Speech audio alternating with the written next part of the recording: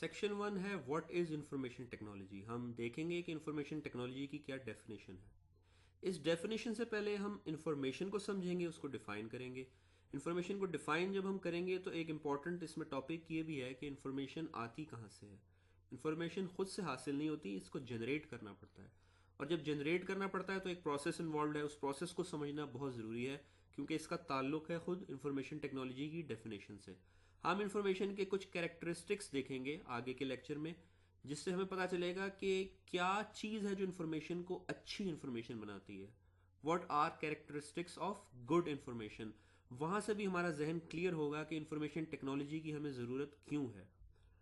तो आगाज़ हम करेंगे इंफॉर्मेशन की डेफिनेशन से। इंफॉर्मेशन में बी डिफाइंड एज जनरल और specific knowledge about a subject, event और पर्सन। जब मैं कहता हूँ मे बी डिफाइंड तो जहन में रहे कि हर चीज़ की डिफरेंट डेफिनेशन होती हैं, डिफरेंट लोगों ने उन्हें डिफरेंट तरीके से डिफाइन किया होता है। मैंने यहाँ पे एक डेफिनेशन सेलेक्ट की है, इसके अलावा भी आपको डेफिनेशंस मिल जाएंगी जो मोर और लेस ये बात कर रही होंगी। आगे कुछ और डेफिनेशंस भी हैं बाय द वे। तो अभी हम इस डेफिनेशन पे फोकस कर लेते हैं, समझ लेते हैं ये कह क्या रही है। किसी भी सब्जेक्ट, इवेंट या पर्सन के बारे में आपकी जो मालूमात हैं, जो नॉलेज है, चाहे वो जनरल हो या स्पेसिफिक हो, वो इन्फॉर्मेशन है। अब ये जनरल से क्या मुराद है, स्पेसिफिक से क्या मुराद है, एक एग्जांपल लेते हैं। फॉर एग्जांपल मेडिकल एक सब्जेक्ट है या एक फील्ड है, एक डोमेन है। मेडिकल के अंदर स्पेशल प्रोफेशनल्स भी हैं, स्पेशलाइजेशन जिन्होंने की हुई है। और जनरल लोग भी मेडिकल के अंदर हैं जिनका पाला पड़ता है मेडिकल से, हर शख्स का मसलन पड़ता है। अब सवाल ये है कि वो जनरल इन्फॉर्मेशन क्या है मेडिकल के अंदर। मसलन आम लोगों को इन्फॉर्मेशन ये है कि बच्चे का बुखार कैसे चेक करना है, अपना बुखार कैसे चेक करना है। अगर गले में ख़राबी है तो ईएनटी डॉक्टर के पास जाना है। अगर हड्डी में चोट लगी है तो ऑर्थोपीडिक को जाकर दिखाना है। अगर आई में इन्फेक्शन है तो हमें आई स्पेशलिस्ट के पास जाना है। ये जनरल इन्फॉर्मेशन सबके पास होती है। मगर स्पेसिफिक इन्फॉर्मेशन क्या है? ये वो है जो सिर्फ स्पेशलिस्ट के पास होती है, और स्पेशलिस्ट ही इसको जनरेट करते हैं अपने काम के लिए। फॉर एग्जांपल आपकी डिस्ट्रिक्ट में एक डिस्ट्रिक्ट मेडिकल ऑफिसर होता है। इसके पास उमूमी तौर पे ये इन्फॉर्मेशन होती है कि किन किन एरियाज़ में क्या क्या बीमारियां हैं। जब आप हॉस्पिटल जाते हैं तो ये रिकॉर्ड होती है कि आप किस काम के लिए आए हैं, और ये टोटल वहाँ पर पहुँचते हैं ताकि वो देख सकें मसलन कि डेंगू फला एरिया में बहुत ज़्यादा फैल रहा है। वहाँ पे वो मेडिकल टीम्स भेज सके या दूसरी टीम्स जो वहाँ पे स्प्रे वगैरह के लिए जाती हैं उन्हें भेज सके। ये स्पेशलिस्ट इंफॉर्मेशन है या स्पेसिफिक इंफॉर्मेशन है जो सिर्फ स्पेशलिस्ट के पास है। तो बहरहाल जनरल हो या स्पेसिफिक हो, कोई भी नॉलेज किसी सब्जेक्ट, इवेंट या पर्सन की, वो इंफॉर्मेशन कहलाती है। अब दूसरा पार्ट समझना हमने ये है कि इंफॉर्मेशन जनरेट कैसे होती है। एक सिंपल एग्जांपल उसके लिए हम देखते हैं। ये जो आप देख रहे हैं ये क्रिकेट की एक स्कोर शीट है। एक स्कोर बुक होती है, उसके अंदर डिफरेंट शीट्स होती हैं। ये एक शीट है, और शीट की भी सिर्फ लेफ्ट हैंड साइड है, राइट हैंड साइड अभी हम थोड़ी देर बाद देखेंगे। पहले यहाँ पर हम एक कॉन्सेप्ट समझ लें, और वो कॉन्सेप्ट ये है कि डाटा क्या होता है। सबसे पहला स्टेप इंफॉर्मेशन हासिल करने का है डाटा कलेक्शन। सबसे पहला स्टेप डाटा कलेक्शन है, वहां से आगाज होता है, और उसके बाद हम इंफॉर्मेशन अल्टीमेटली हासिल कर लेते हैं। ये एक पूरा प्रोसेस है जिसमें डाटा से लेके इंफॉर्मेशन तक हम जाते हैं। तो हम अभी ये समझने की कोशिश करते हैं कि फ़र्क क्या है। अब देखें कि जब मैच हो रहा होता है तो आपको स्क्रीन पे एक स्कोर लिखा हुआ नज़र आता है, और एक स्कोर कार्ड आता है, वो आप देखते हैं, वो कंज्यूम करते हैं अपनी इंफॉर्मेशन के लिए। मगर ये जो आपको नज़र आ रहा है, ये बैक एंड उसके ऊपर जो काम हो रहा है, ये डाटा कलेक्शन जहाँ हो रही है, ये वो एरिया है। ये वो स्कोर शीट है जिसपे ये बैट्समैन जितने हैं इनके स्कोर्स लिखे हुए हैं। ये बॉलर्स इन्होंने जो कारकर्दगी वहाँ की ये लिखी हुई है। ये बॉल बाय बॉल रिकॉर्ड हो रही होती है। पहली बॉल पे डॉट लगा हुआ है, इसका मतलब है जब ये खेलने आया पहली बॉल पे इसने कोई रन नहीं किया। खुद क्रिकेट में इसे डॉट बॉल भी कहते हैं, टर्मिनोलॉजी है। और ये असल में स्कोरिंग की वजह से आई है क्रिकेट के अंदर। ये जितने डॉट्स लगे हुए हैं इन बॉल्स पे कोई स्कोर नहीं हुआ, पहली 5 बॉलों पर कोई स्कोर नहीं हुआ। छठी पे इसने सिंगल ली, वो सिंगल यहाँ भी रिकॉर्ड की, बॉलर के खाने में भी रिकॉर्ड की, और फिर ये टोटल में भी एक हमने रन काट दिया। ये इन्फॉर्मेशन इस तरह रिकॉर्ड होती है। इसमें हम साइंस इस्तेमाल करते हैं, सिंबल इस्तेमाल करते हैं, क्योंकि हमें जल्दी भी होती है। यहाँ हम पूरी अंग्रेजी में नहीं लिख सकते कि बॉल पे क्या हुआ। इस काम को करने के लिए जाहिर है कि स्पेसिफिक लोग बैठे होते हैं जो डाटा कलेक्ट करते हैं, जिसे हम क्रिकेट की दुनिया में स्कोरर कहते हैं। आगे हम और एग्जांपल्स भी देखेंगे कि दूसरा डाटा कौन इकट्ठा करता है और कैसे इकट्ठा करता है। अभी मैंने हॉस्पिटल्स की एग्जांपल दी कि हॉस्पिटल्स भी कुछ डाटा इकट्ठा करते हैं। आप जिस बीमारी के लिए जाते हैं आपको पता है उसकी पर्ची बनती है, और अगर वहाँ इंफॉर्मेशन टेक्नोलॉजी इस्तेमाल हो रही हो तो किसी कंप्यूटर में जाता है, फिर वो कहीं इकट्ठा होता है।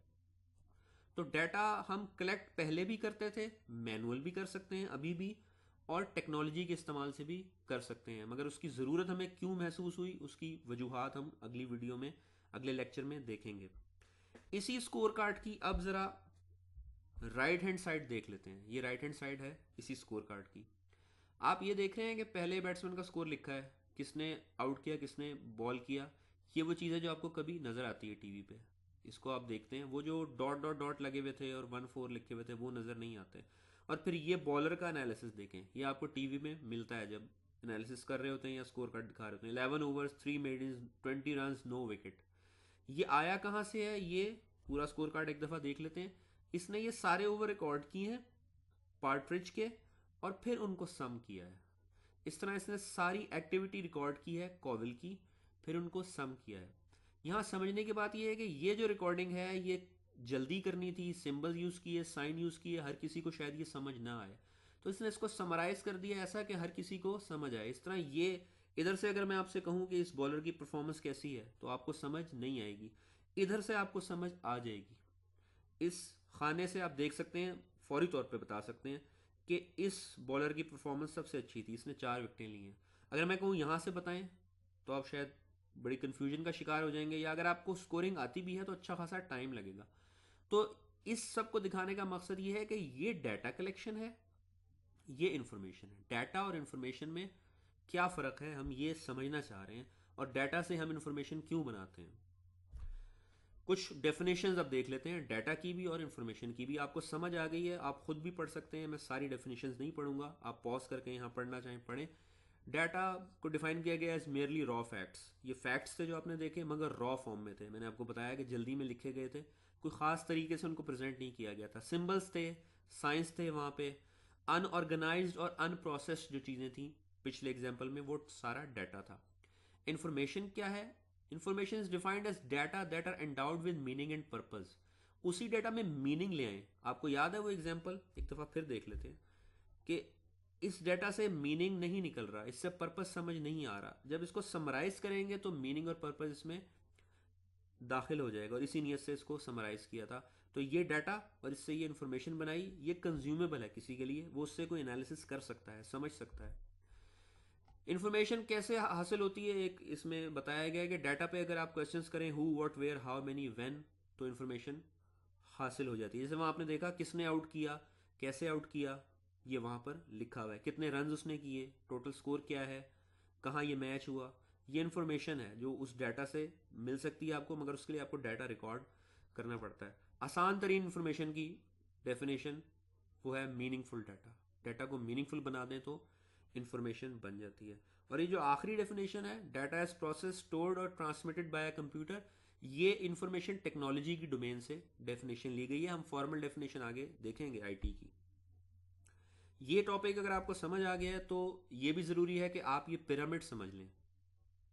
अब चूंकि एग्जाम्पल स्पोर्ट्स की एक दी है, उससे शायद समझ ना आए, मगर वो जो दूसरी एग्जाम्पल दी हॉस्पिटल वाली, उससे आपको ये समझ आना चाहिए कि ये प्रोसेस हम करते क्यों हैं। ये प्रोसेस इंपॉर्टेंट है हमारे लिए क्योंकि हमें ज़रूरत है नॉलेज की।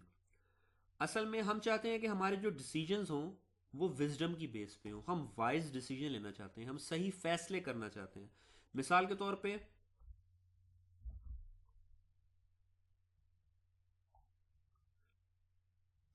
अब ये जो पिरामिड है, पिरामिड यानी कि एहराम से ये लफ्ज़ लिया गया, ये इस डायग्राम को, इस शेप को कहते हैं, और इसमें चीज़ें एक्सप्लेन की जाती हैं।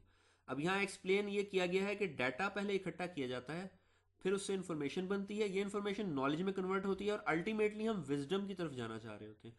मतलब क्या है, बड़ी आसान सी एग्जाम्पल जो पहले भी दी थी कि एक डिस्ट्रिक्ट मेडिकल ऑफिसर है, उसने फैसला करना है कि मुझे डेंगी के डॉक्टर या डेंगी का स्प्रे मसलन किस जगह भेजना है, किस एरिया में मैं भेजूं।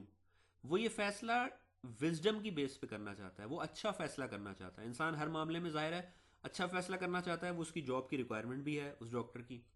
इस विजडम के लिए उसे नॉलेज चाहिए। नॉलेज क्या चाहिए कि किस एरिया में ज़रूरत है, जिस एरिया में ज़रूरत है उसके बारे में उसे इन्फॉर्मेशन होनी चाहिए। वो इन्फॉर्मेशन अगर उसे वहाँ से आ जाएगी कि यहाँ पे डेंगी के मरीज़ ज़्यादा हैं, तो उसकी नॉलेज में इजाफा होगा, जिसकी बेस पे वो विजडम हासिल करके एक बेहतर डिसीजन कर सकेगा। मगर ये सब करने के लिए उसे डाटा कलेक्शन की कोई स्ट्रेटजी बनानी होगी, जो कि वहाँ बनी हुई है, हॉस्पिटल्स वो डाटा कलेक्ट करते हैं, ऊपर भेजते हैं, मगर जब डाटा कलेक्ट करते हैं तो उस फॉर्म में डाटा नहीं होता।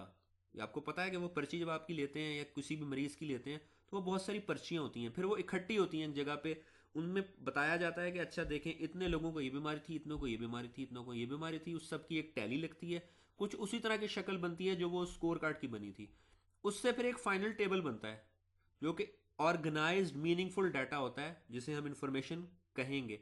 वो फाइनल टेबल एक रिपोर्ट में लगकर जाता है, डिस्ट्रिक्ट मेडिकल ऑफिसर की नॉलेज में आता है, उसकी बेस पे वो एक वाइज डिसीजन लेता है। तो ये एक पिरामिड है जिसको आपको समझने की ज़रूरत है कि अच्छा, ये अब पिरामिड देखें, डाटा का साइज बड़ा है, चूंकि ये पिरामिड शेप इसलिए बनाई है इन्होंने कि इंफॉर्मेशन का थोड़ा सा साइज कम हो गया है।